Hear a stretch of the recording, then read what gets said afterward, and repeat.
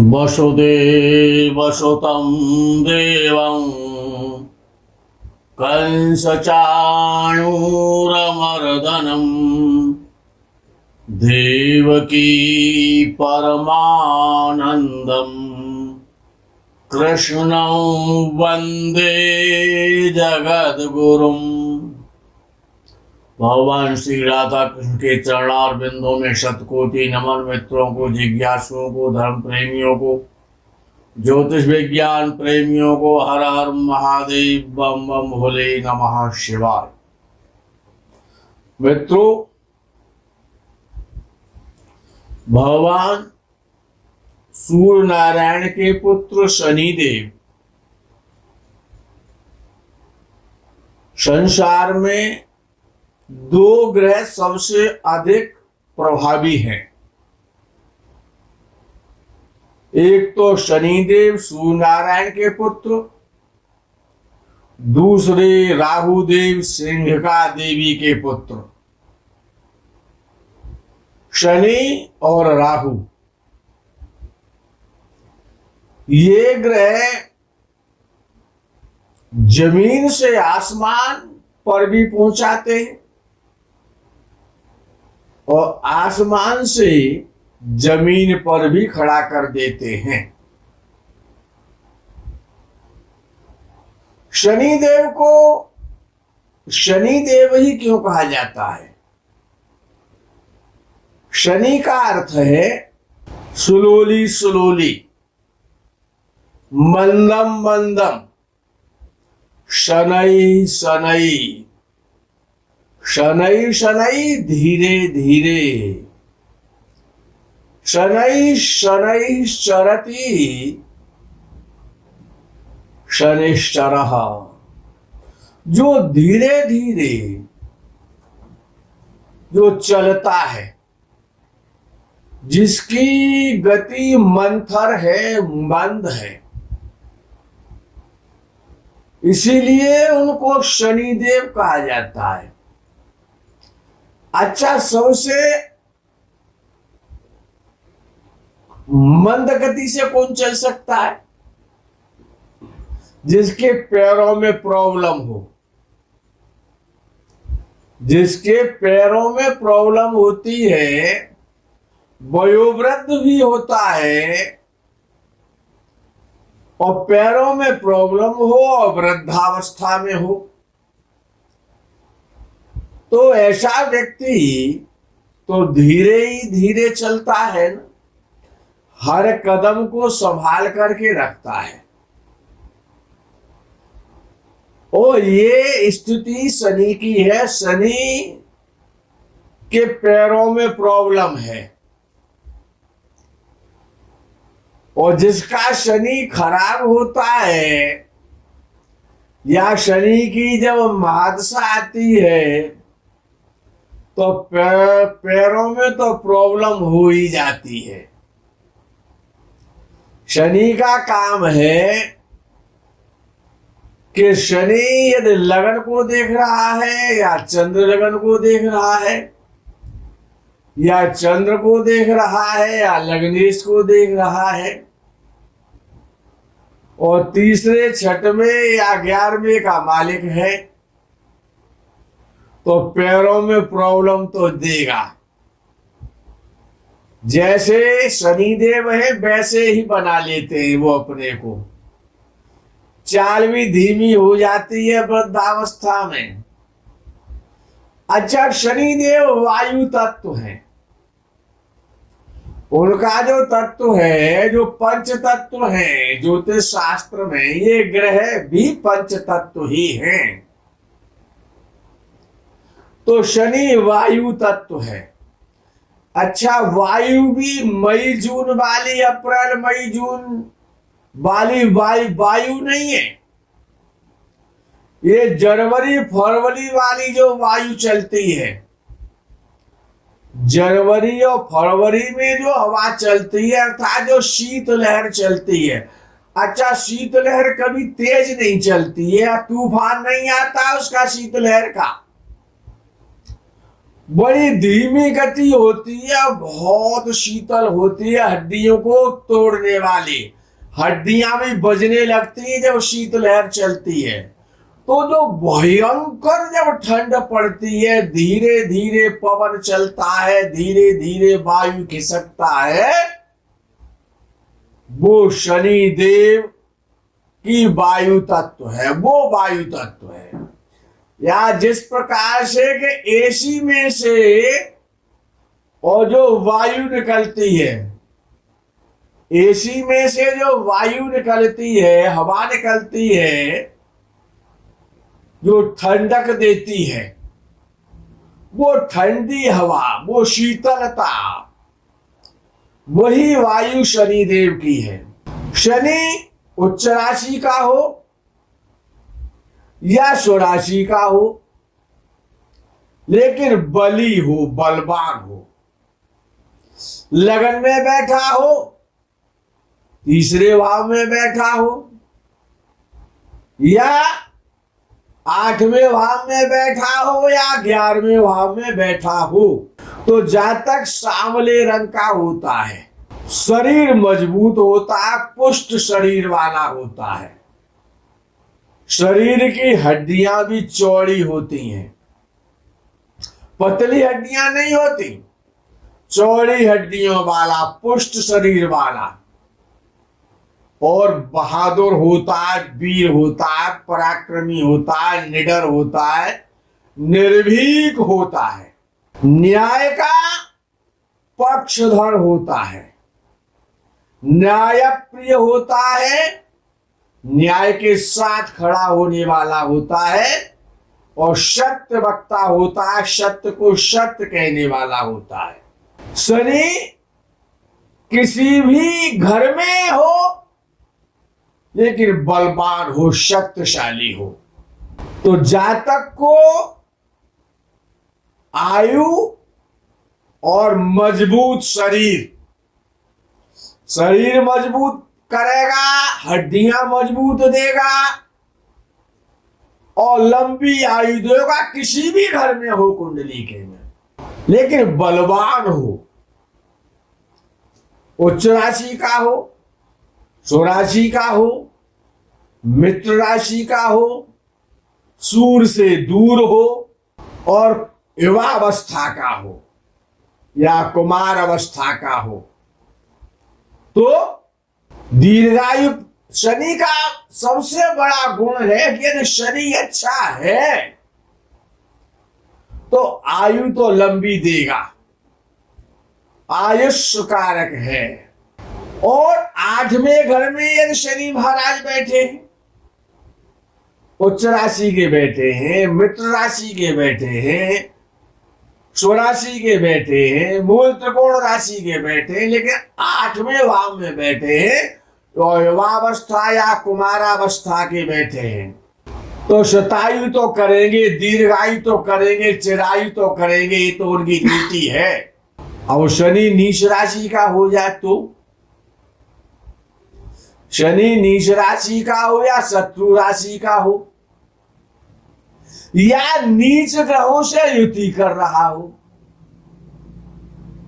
नीच ग्रहों के साथ युति करे, या बहुत कम अंशों में हो, या बहुत ज्यादा अंशों में हो, संधि अवस्था में हो, तो जातक निर्बल शरीर होगा, कमजोर शरीर, दुबला पतला रोगी शरीर वाला होगा। शनि नीच राशि का हो, राहु से या केतु से देखा जाता हो, राहु केतु की दृष्टि पड़ रही हो, चाहे राहु की पड़े चाहे केतु की पड़े, दोनों ही नागनाथ सांपनाथ है राहु केतु तो, या राहु या केतु के साथ शनि की युति हो जाए तो गठिया रोग देगा, जोड़ों के रोग देगा, सूजन शरीर में पैदा करे देगा, अंग पीड़ा देगा।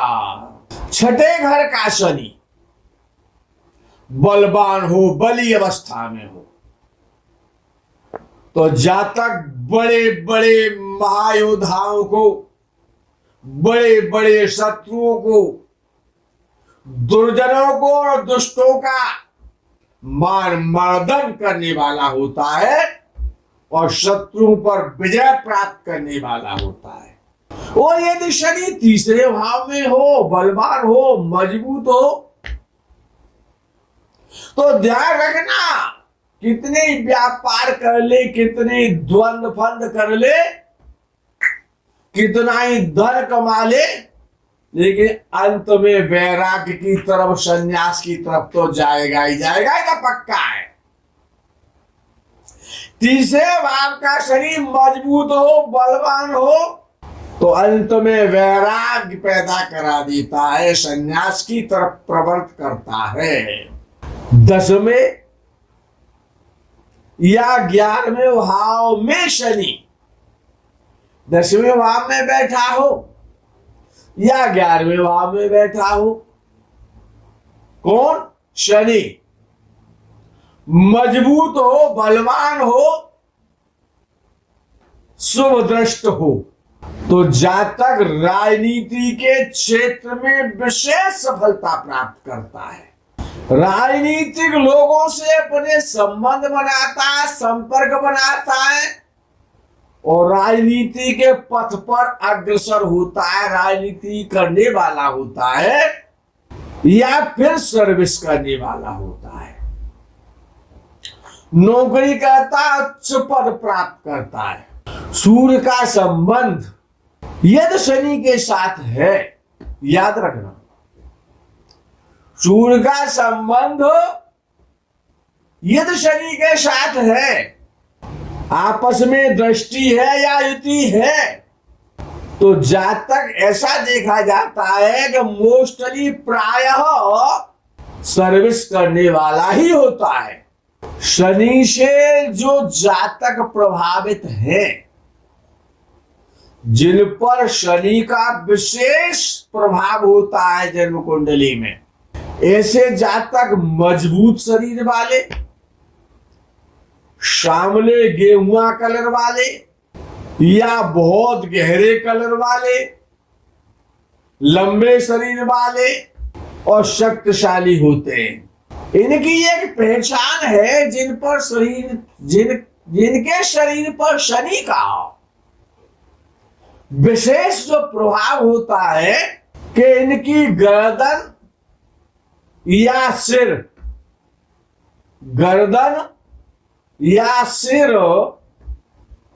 कंधों से आगे की ओर झुका रहता है, जैसे कि गर्दन पे कुछ बोझा रखा हुआ है, झुक करके आगे की तरफ चलते हैं, गर्दन को सीधा करके नहीं चलते, झुक करके चलते हैं। शरीर की जो नसें होती हैं वो प्रायः मोटी होती हैं और उभरी हुई होती है, दिखाई देती हैं।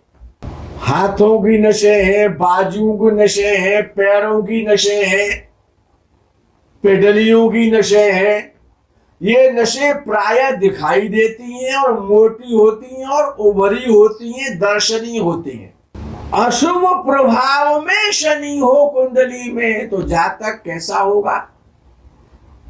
आलसी होगा, बहुभोजी होगा, अधिक सोने वाला होगा, लापरवाह होगा, काम टालने वाला होगा, मलिनवेशी होगा, गंदे पैर रखने वाला होगा, अस्वच्छ शरीर रहेगा, शरीर पर ज्यादा बालों वाला होगा, तमोगुणी होगा, दाढ़ी बाल रखने का शौकीन होगा। कब? जब अशुभ प्रभाव में शनि होगा तब। बली राहु बड़ा मार्मिक पॉइंट है। बली राहु लगन या 8वें घर में हो, राहु बलवान हो। राहु बलवान कब होता है?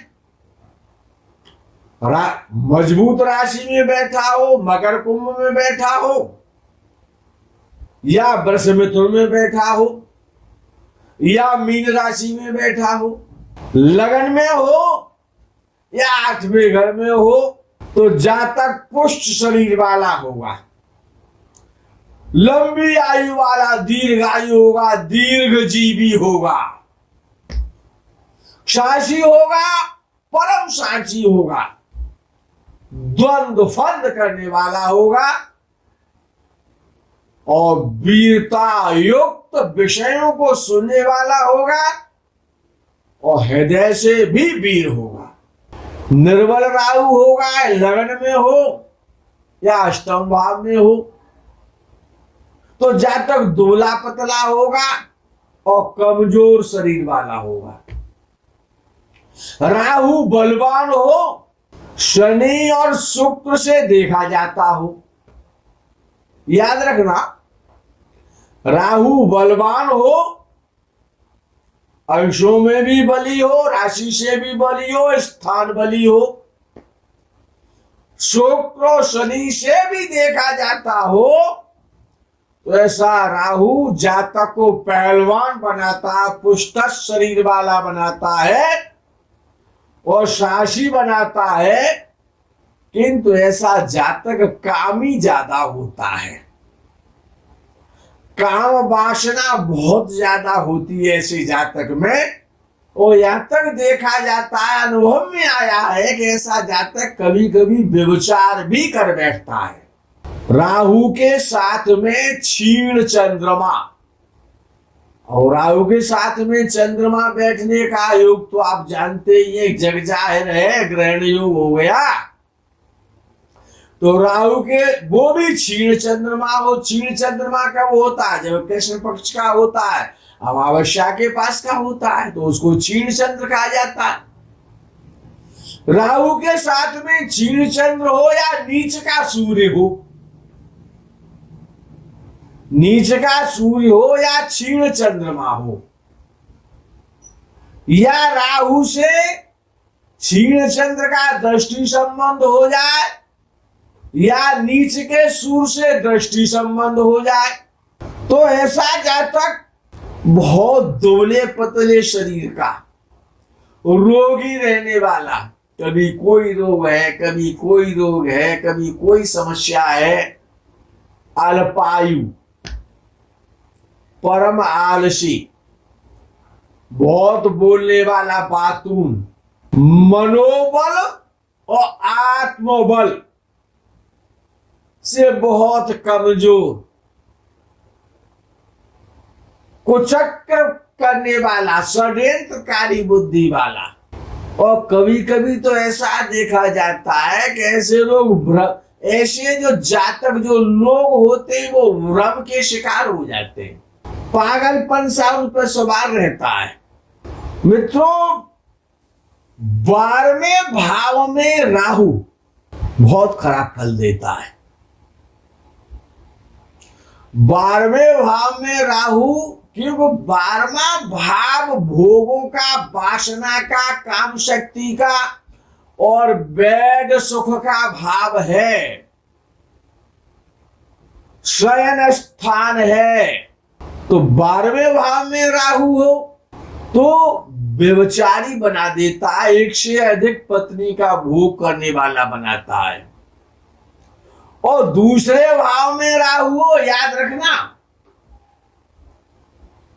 ये बड़े स्पेशली पॉइंट हैं जीवन में।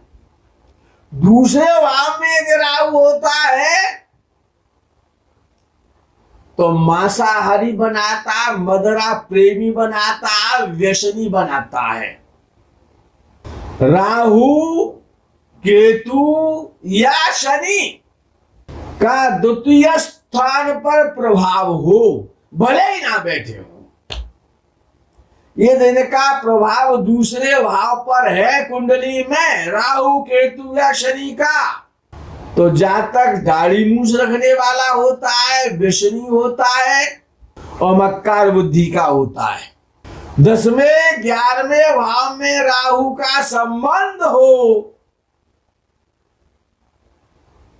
10वें भाव में राहु हो, 11वें भाव में राहु हो, याद रखना, जातक बिल्कुल गरीब परिवार में, किसान परिवार में, मजदूरी के यहाँ, रिक्शे वाले के यहाँ क्यों ना पैदा हुआ हो, नेतागिरी तो करेगा, समाज सेवी तो होगा, पॉलिटिकल तो बनेगा, अनैतिक कार्य करने वाला भी होगा, अपराधी भले ही ना हो, स्मगलर भले ही ना हो, ब्लैक मनी भले ही ना कमाता हो, तो इस प्रकार के लोगों से संबंध तो बनाएगा। राहु से प्रभावित जातक की पहचान, यदि जातक पर राहु का प्रभाव है तो जातक दुष्ट स्वभाव का होता है, लेकिन पाखंडी होता है, दिखाएगा कुछ है और करेगा कुछ और, सोचेगा कुछ और, बोलेगा कुछ और, कहीं पर निगाहें और कहीं पर। तो ऐसे जो जातक हैं वो ऐशान फरामोश होते हैं और राजनीतिज्ञ भी होते हैं, जिन पर राहु का, जिनकी कुंडली में विशेष प्रभाव होता है।